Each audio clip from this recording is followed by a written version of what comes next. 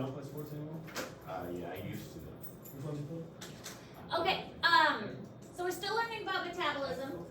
And with metabolism, we have energy expenditure. So this slide is in Google Classroom. Anytime there's a star, it means the slide's in Google Classroom.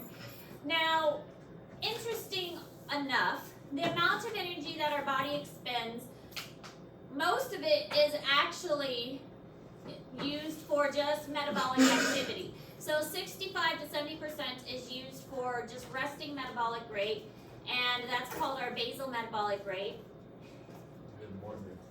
You'll have to use them for the office. I'll get two. Thank you. So resting metabolic rate it takes up 65 to 75% of our energy. Thermogenesis is the rest, so that is just our heat production. And then physical activity only takes up about 15 to 25% of our energy expenditure. Now obviously this might change, or it's going to change, when our body is active. So this is just when our body is at rest. So when we're just laying there or sitting there, most of our metabolic activity is going to be used just to keep our body alive.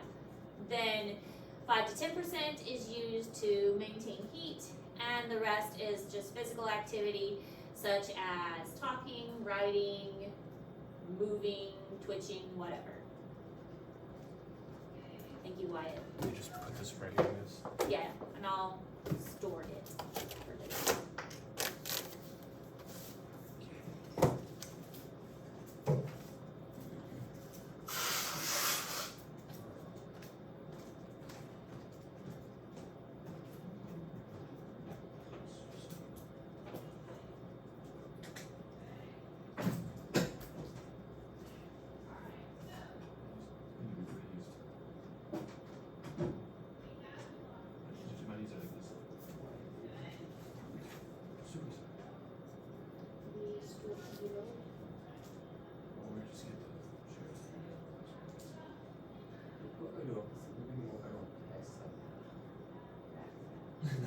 I got you guys pillows. I got you a comfy chair, and you guys broke it. I never sat in a chair.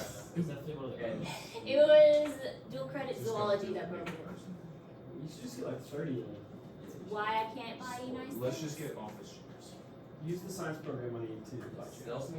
There was a survey that went out from parent ads, teachers, or whatever, the things wanted for the classroom, and I filled that survey out like 5 times saying I want cushions and bean bags for my classroom and alternative chairs for sitting, and I never got it.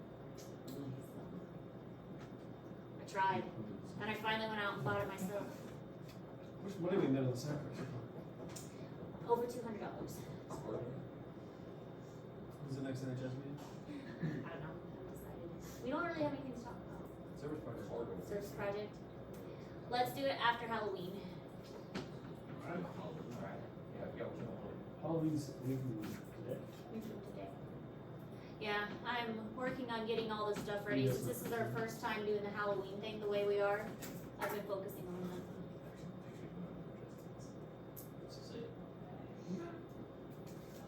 Because I'm kind of winging it, trying to figure out how to do it digitally. I mean, it's a good idea, but I'm like, how am I actually going to pull this off?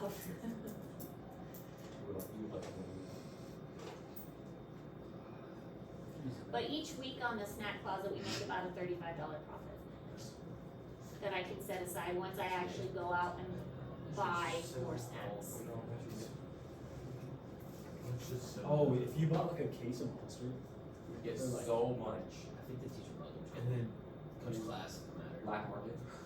I think you make a lot. You make a lot of money. You like the what you go Or like the I already feel guilty enough buying soda. Do you know how many sodas I walk out of the store with? How many weird looks I get? just get everything. You got the kickstarts that they're like not as caffeine. You like double price. And as a mom, I feel terrible buying soda for high school But as an students. as an NHS, As an NHS it's not the leader. money. To be honest. I'm in charge of NHS as well. I'm an NHS sponsor, and they're on NHS. And I run a snack closet for NHS. I was due, but I didn't feel that. So, all right. So thermogenesis. energy expenditure from the digestion, absorption, and storage of consumed food. So this is the energy that's expended from the food, and it accounts for about 5 to 10% of the total energy expenditure. Now, interestingly, and this is a lot of people are on the keto diet or the protein diet. There is scientific evidence to back this, that proteins actually do burn more energy than carbohydrates or fats. So that's what this graph is showing, that proteins do burn more energy. However, that is not always our body's first choice. It is for when we're at rest, but when our body is kicking into active energy, our body is going to go to carbohydrates first, because carbohydrates is quick and carbohydrates provides a lot. I mean, think about cellular respiration. Our body can take a carbohydrate and break it down 100% and get a lot of energy from it. So it is very efficient with carbohydrates. Proteins do burn a lot of energy, and it does use proteins at first when we're resting, but our body is going to use carbohydrates when we're active because we can get more energy from that. So there is something to be said for eating a lot of protein. But when we become really active, carbohydrates are a good way to go because it's going to provide our body with a lot of energy right away. So if you have a sports meet like the next day, eating carbohydrates the night before is going to give your body a lot of energy to work with. So they tell you pasta The night before. Don't eat it right before because then you're gonna puke. But eating it the night before is really good for you because then you're gonna have a lot of carbs the next day. Alright, how's this? Let's just watch Key and Peele again. Watch what? Key and Peele. I bet it's about this. If Key and Peele talk about science, I'd watch it. Proteins do burn more energy than carbohydrates or fats. Again, this graph is showing that. It does burn more energy. But again, proteins are going to be a good source when our body is at rest. But when our body kicks into active energy, active use, carbohydrates are going to be the go-to source. It's faster. Our body is going to be able to utilize it quicker. It's a good, fast energy grab. So yes, if you have a sports meet coming up the night before, eat carbs. Why do you say sports meet? I don't Sorry, know. I don't know. Sporting event. I love it. Sporting event. Yeah, that's. There you go. Sporting event. Got a sports meet. Oh no. Just came out. Get that sports I meet. noticed that when I ate a lot more protein, I got a lot. That's my TED talk. That's your TED talk. I'm reading some basketball TikTok. Huh? Reading some basketball TikTok. Why would you Not Why TikTok. would you ask me, bud? TED talk. Stretch for please. I will caution you many times to be careful of fad diets. And as future athletic peoples, caution your people you are training to be careful of fad diets. It is easy to get on the bandwagon and say, oh, this worked for me, and yes, but don't do that. Pay attention to scientific research. That's why we make coaches take physiology classes, because you need to understand how the body works and not just roll with any fad that comes through.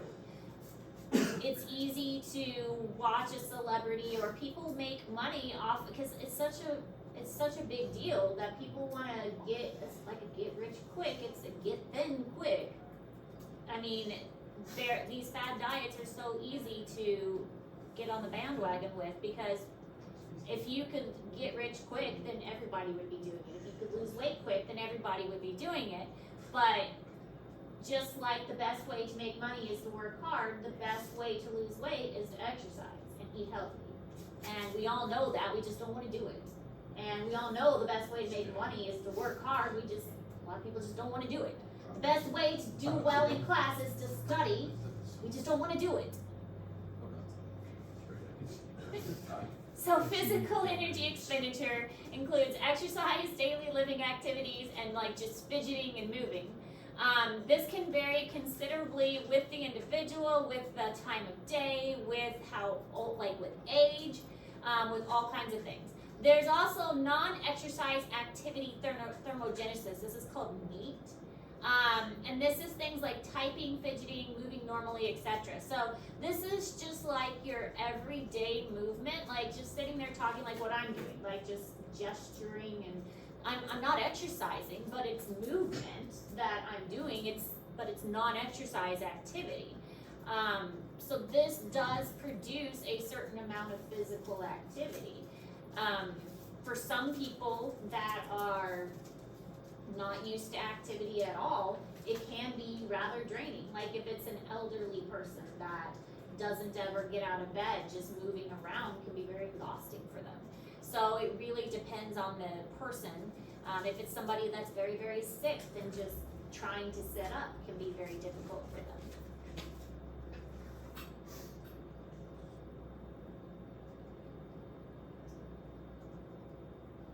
So you know those that our school stinks?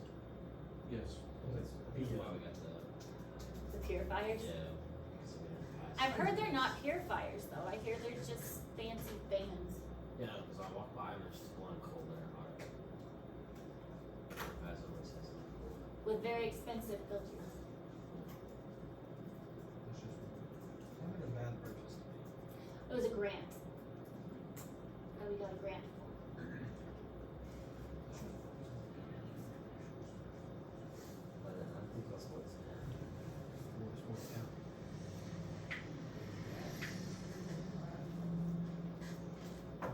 Student athlete Wyatt. Yeah, student goes first, but My daughter made basketball cheer again, and I told her if her grade stuff starts slipping, she's pulling her from cheer. she's not very Grades smart. are first. Oh, she's I hope she keeps she's it. straight A's. So why'd you have to tell her that? Well, I just want to make it Minus. clear that to me grades are more important. A 97 is a cut. No, she's like, Mom, I got an A minus. I'm like, so disappointed in you. She's just like me. She's like got my same personality, and She looks like. she looks like me.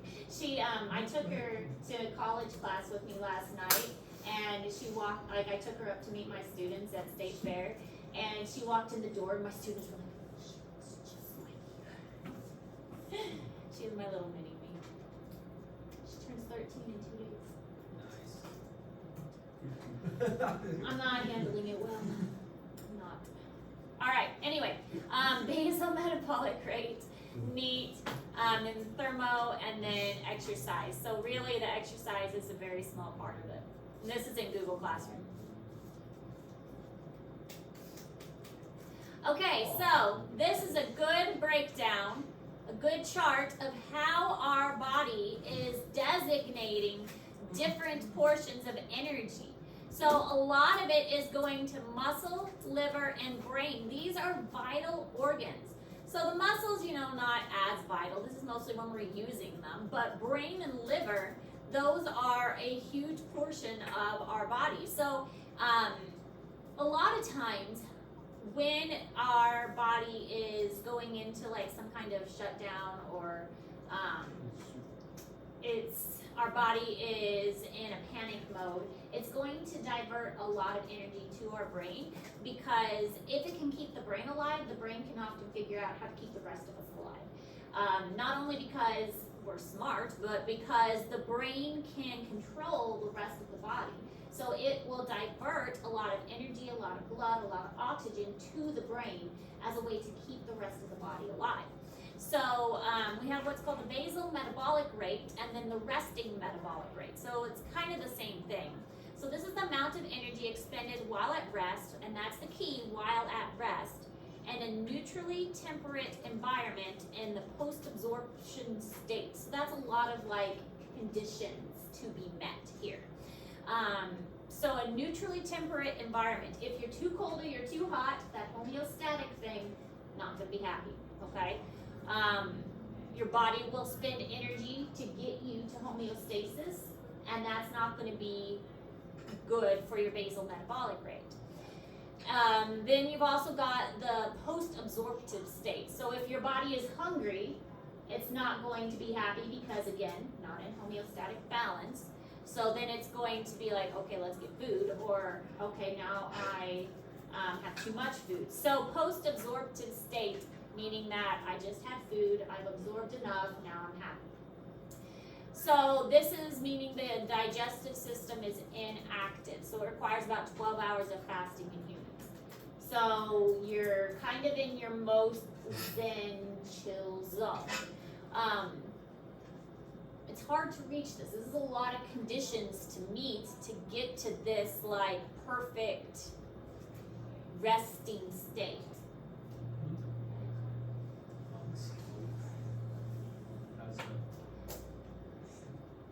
So there's a thing, if a woman is trying to get pregnant, they can predict ovulation by testing what's called their basal metabolic temperature.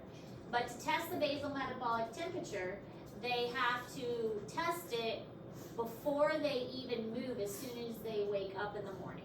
And so they have to also have a certain thermometer that detects really like, is very, very sensitive. And that goes into this basal metabolic rate. They have to, it has to be as soon as they wake up and they have to test their temperature, and as soon as the temperature spikes, that means that the woman is ovulated and there's a good chance that they can get pregnant that day. So it's a way to accurately predict pregnancy, but it comes back to testing the basal metabolic rate. But again, it's a series of conditions that have to be met in a very certain way.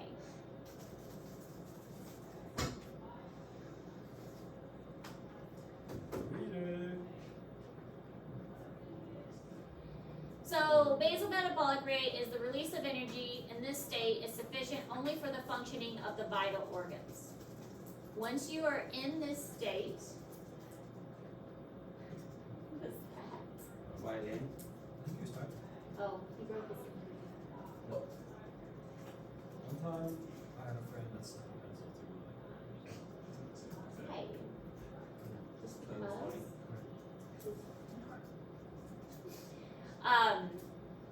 So the release of energy is only good for the functioning of vital organs. So again, it's like when you're in asleep, because you probably, I mean, well, I don't know, you guys are teenagers, so you might have gotten up in the middle of the night for a midnight snack, but maybe you haven't eaten during the night, and so in the middle of the night, your organs haven't eaten in a while, and everything has digested, and everything is at a resting rate. Your body is comfortable, and so your body is just functioning and providing the nutrients where is needed.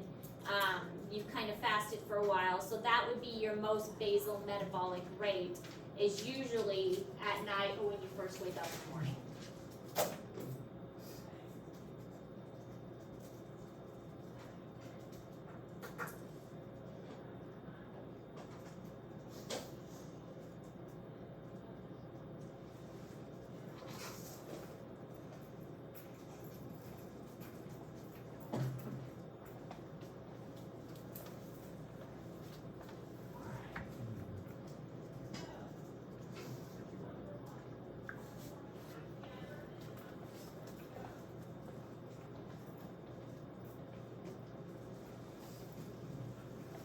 I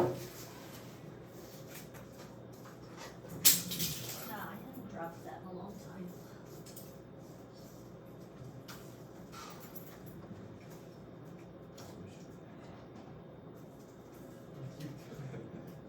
What did I say that?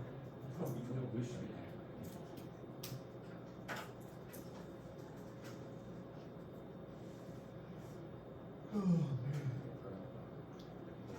Basal metabolic rate is measured under very restrictive circumstances. When a person is awake, the person's sympathetic nervous system should not be stimulated. So when they're awake, but they're like completely rested, like kind of like meditative, when they're really calm, when they're not startled, just really relaxed. So it's really hard to get this condition.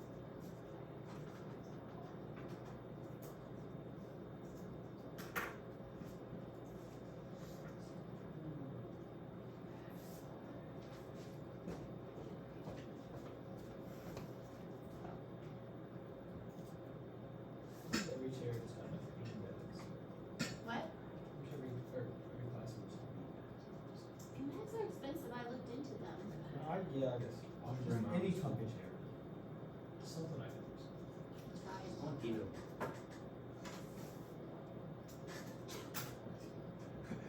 We're gonna get ripped off.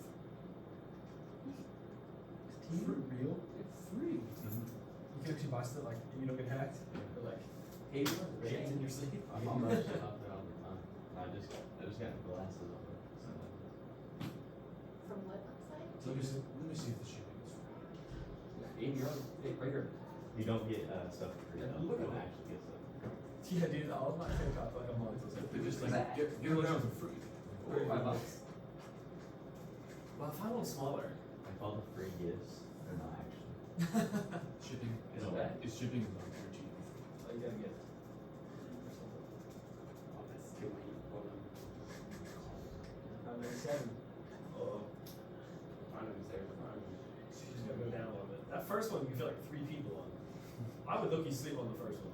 Well, see, This that's is- the problem. this I is don't what want to we make need. you too comfortable. We need that. Then you'll Oh sleep. yeah, hanging from the ceiling. Yeah, Yeah. like I have drop something ones. like that I in can my spend a living room. week for 15%. I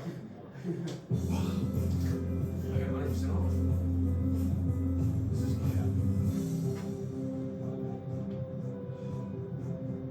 A resting metabolic rate test is a test that provides you information about how many calories that you are using a day without having done anything. So it's gonna go over your nose, under your chin.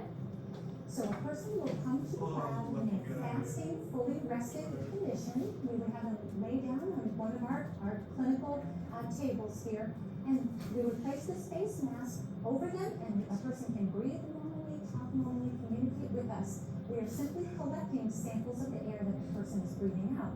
Now, this comes in useful because these samples are sent here to our metabolic cart, and this tells us important information about how much oxygen you're using, how much carbon dioxide you're breathing out, and that can help us estimate what type of fuels that you're using sitting at rest.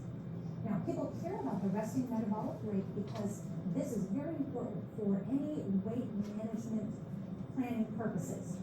Typically, it takes about 30 minutes to get a nice stable resting value. Once the 30 minutes is complete, we take the data that has been collected here in our metabolic cart, and we take an average value of the caloric expenditure that we find in a nice stable window. From that, we provide you with a complete report about your oxygen use, your caloric expenditure, as well as an estimate of the types of fuels that you use. So is that direct or indirect? So you'd rather direct. But indirect is measuring the gases giving off. oh, Direct would be measuring the heat. yeah. Remember, direct was putting them in that fancy room and measuring the heat given off. So indirect is anytime you're measuring like the gases, because cellular respiration is a measurement of like the gases that are produced. So direct would have been measuring the actual heat that he was giving off. All right. So basal metabolic rate and resting metabolic rate are measured by the gas analysis through either direct or indirect that word I can't pronounce. I still can't do it. Calorimetry. There we go. A rough estimate can be acquired through the equation. Here's the equation. I did provide the equation, but you're not going to have to do the equation. It's a little different for men or women. So the height and weight and age, it's based on age as well. Daily rates of energy expenditure can be estimated based on this, or so much easier to just put it into an online calculator, because online calculators make it a lot faster.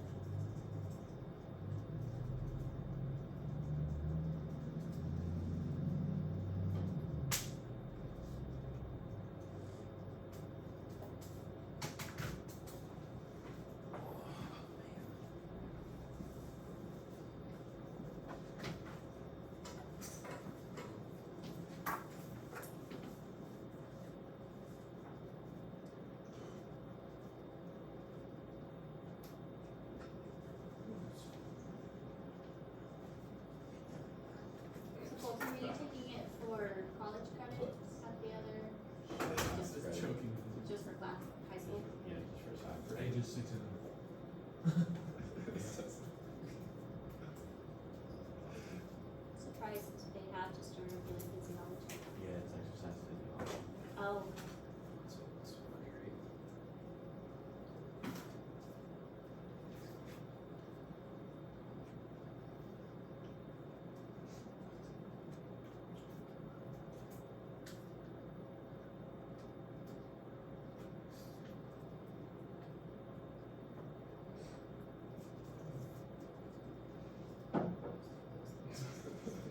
guys see that I posted to your study guide? Yeah.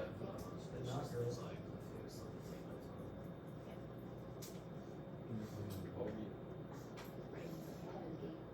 Study guide. As soon as it's posted, it's half done. Maybe let me share that. They couldn't do all the work. Just going to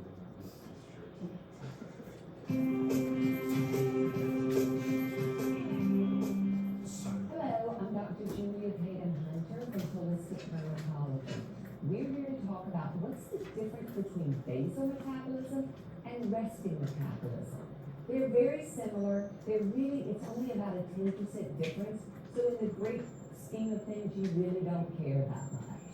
Basal metabolism is always higher in men because of muscle mass. And so with women, the more muscle mass you have, the higher your basal metabolism will be. And basal metabolism is just the amount of calories that your body burns in 24 hours from your heart beating, from breathing, from just staying alive, basically.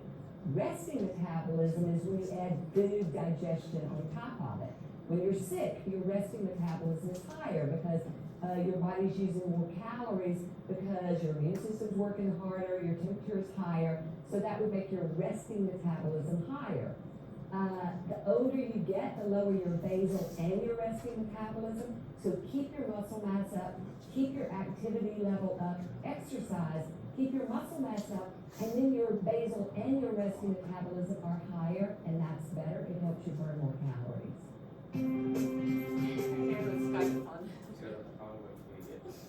All right, so the primary organism responsible for regulating metabolism is the hypothalamus. So this whole area is the thalamus. The hypothalamus is located right underneath it. So if we're looking at the brain, hypothalamus is right under here. The functions of the hypothalamus, it does quite a few things. Automatic nervous system, it regulates that, and it regulates body temperature and also regulates the food intake. So you can see why metabolism, or the hypothalamus would be in charge of metabolism if it's regulating the body temperature and the food intake. All of that would be part of the metabolic process.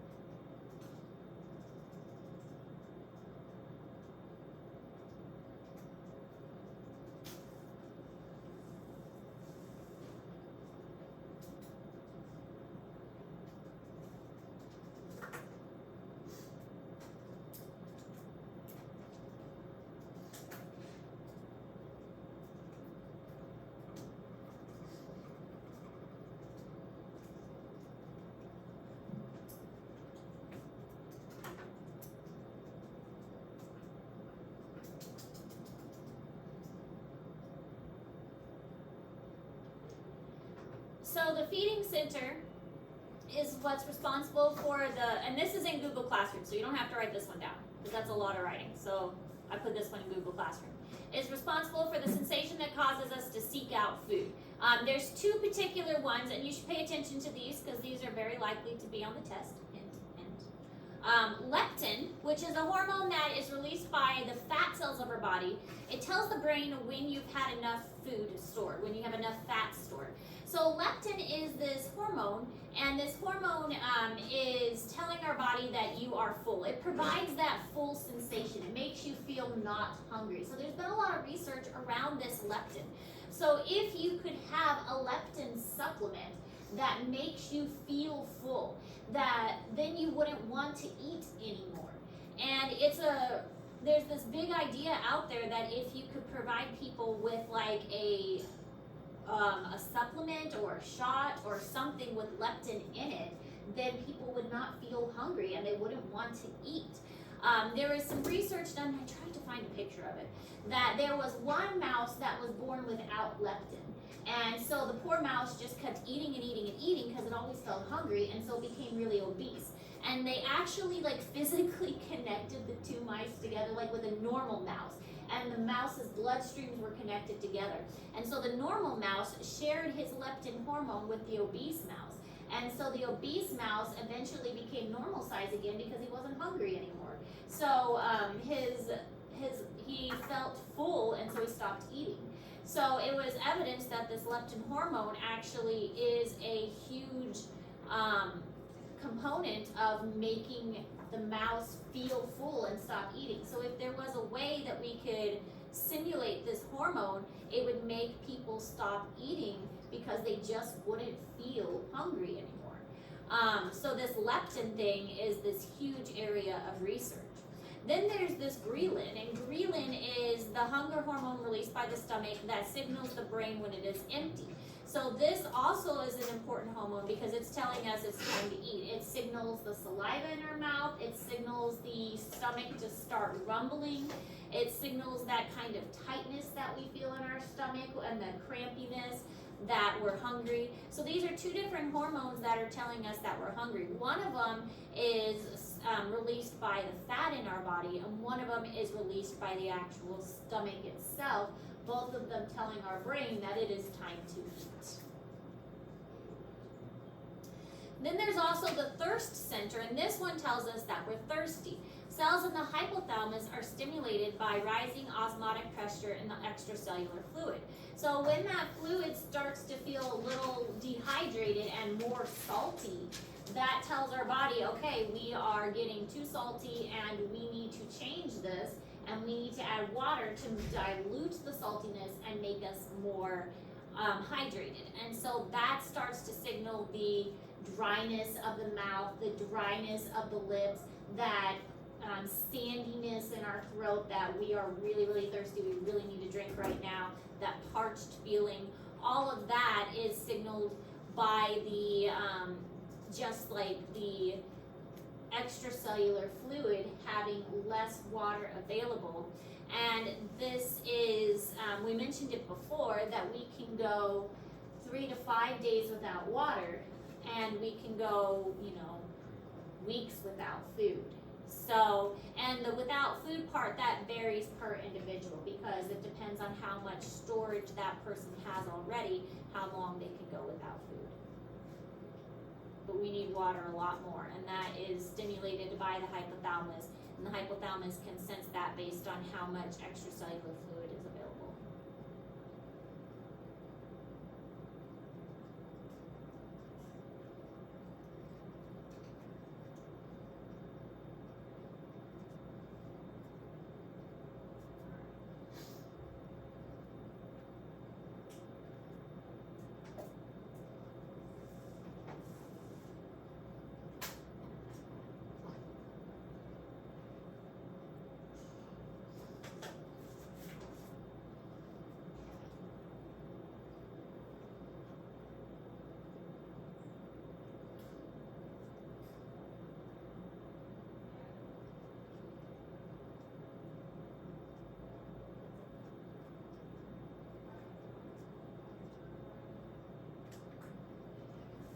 And this is in Google Classroom. It shows how the process works, how homeostasis and thirst, how we get thirsty when different levels in our body are changed. All right, that's all the notes we're taking today. What? right. We are continuing to work on the assignment we started last week, the micronutrients. It will be due this Friday, and making sure we are studying for our test, which is also this Friday. Any questions? Did you bring up the hot paper I put in? Paper? I should have checked Skyward and see. I graded everything that was given to me over the weekend.